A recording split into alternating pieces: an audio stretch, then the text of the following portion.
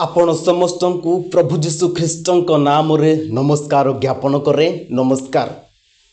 हे प्रिय माने मु आज जो मेसेजटा देबाकू जाउछि ताहा खास करी पिता माता माननको पाई। पिता माता माननको पाई। हे पिता माता आपण माने आपणकर संतान संतति मानकर किपर जत्न नेउछंती, किपरिर शिक्षा से मानको आपण देउछंती। जो शिक्षा पांतु बोली आपण चाहते सेटा होउछि स्कूल मानकर शिक्षा देबार। स्कूल मानकर से माने जानती स्कूल कॉलेज यूनिवर्सिटी को जानती एजुकेटेड हुअंती, पीजी बीडी एपरी विभिन्न प्रकार कोर्स करके से माने एजुकेटेड हुअंती, चाकरीर योग्य हुअंती, बिजनेस करंती, चाकरी करंती, आपणकर भल जतनबान नियंती। किंतु एथिरे की लाभ आपण माने मते कहंतु। एथिरे की लाभ? किछि मध्य लाभ नाही। आपण होई पारे आपण वर्तमान बुझी पारु नथिबे, किंतु आपण मानको मु कहिबाकू चाहे बाइबल ए विषय को कहे कौन सी विषयर मूल्य नाही। जहाँ भी करा जाउछि से विषयर किछि मूल्य नाही।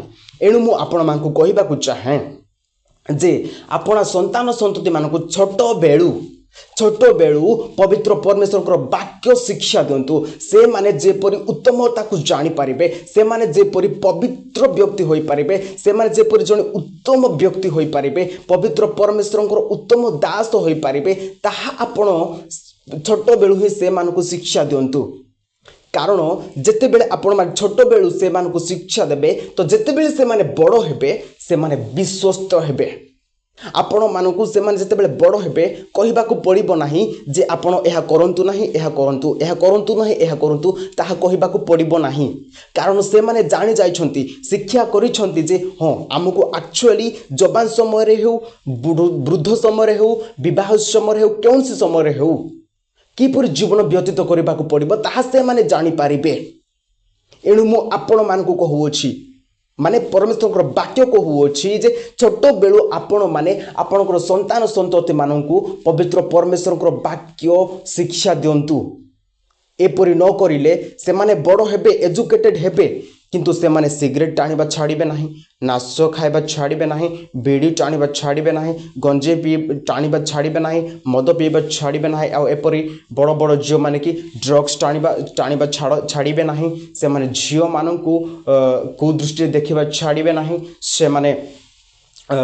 से माने गर्लफ्रेंड बॉयफ्रेंड रखिबे, आपणक दृष्टि ताहा करिबे नाही। से माने गुप्त रे जाई कि से माने झियो सहित कथा हुंती, झियो पुओ सहित कथा हुंती, से माने मीट करंती, अश्लील कार्य करंती, से माने शारीरिक संबंध रखंती जवान समय रे।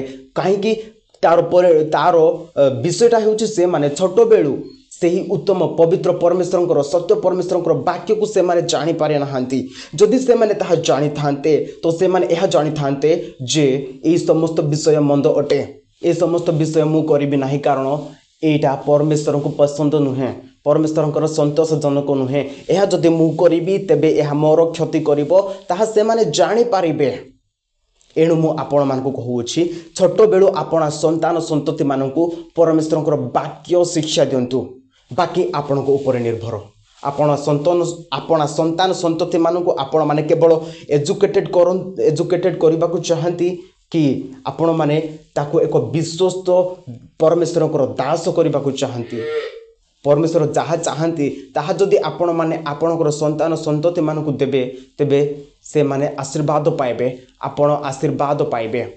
आपणकर मुंड न तो हेबो नाही, निष्पत्ति आपणको नेबाको पड़िबो। एही मेसेज आपणको किपरि लागिला, एही मेसेज द्वारा आपण माने कोन जानि पारिले ताहा कमेंट माध्यम रे जणांतु। लाइक शेयर सब्सक्राइब करिबा जमारो भूलंतु नाही। एही मेसेज द्वारा परमेश्वर आम समस्तंको आशीर्वाद करंतु। आमेन।